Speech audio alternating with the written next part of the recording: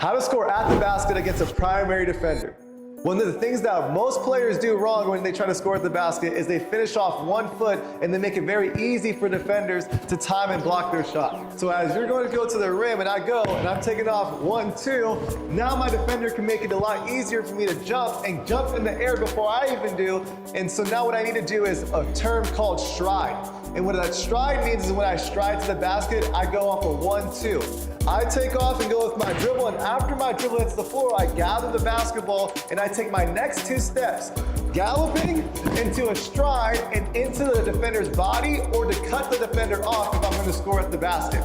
So if I'm going to go, the other thing I need to think about is where my defender is at all times. Is he in front of me? Is he on the side of me? Is he behind me? Because that will make me to help make my decisions on how to score around the basket using different hand positions. So the first thing we're going to do is if he is on my hip, I'm going to try to take off and go to the basket, and I'm going to go into this stride, but I'm going to use my outside hand to score. What the defense will do is have his hands high. So what we're going to do is when the defense's hands are high, we're going to throw our arms up and finish strong at the basket and then make this layup.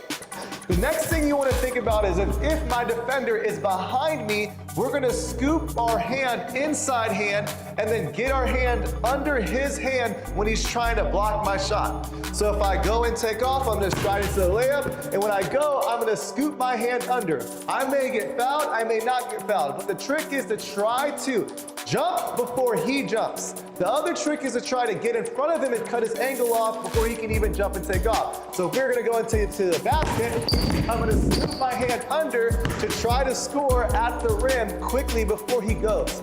The next thing you want to think about is if I'm trying to score, if he jumps early and tries to pin my shot off the backboard, meaning he tries to block my shot on the strong side, I want to go into an up and under layup. So now if I'm going to go, I want to still cut his angle off, still go into that stride layup, but as he jumps, I'm going to fake the shot high and then keep floating under the basket to the other side and score. If that doesn't work, the next thing we're going to think about is stopping on the ground and now using our pivots to score at the basket. So the next thing we're going to think about is when I go into this 1, 2, and if he tries to jump and commit, I'm going to stop. And the next thing I want to think about is pivoting out of the pressure of the defense. So if he's on here and connected, I want to think about turning back around and getting out of the way in the position so now I can shoot a floater, I can shoot a lean back or shoot a fadeaway jumper. But if I do this, the next thing I gotta think about is where is he gonna do next? So I gotta be patient with my pivots and use my eyes to show fakes every single time. So once I have pivoted, if he tries to jump back again into me and score, I can shot fake again, and now I can use another pivot to score around the basket.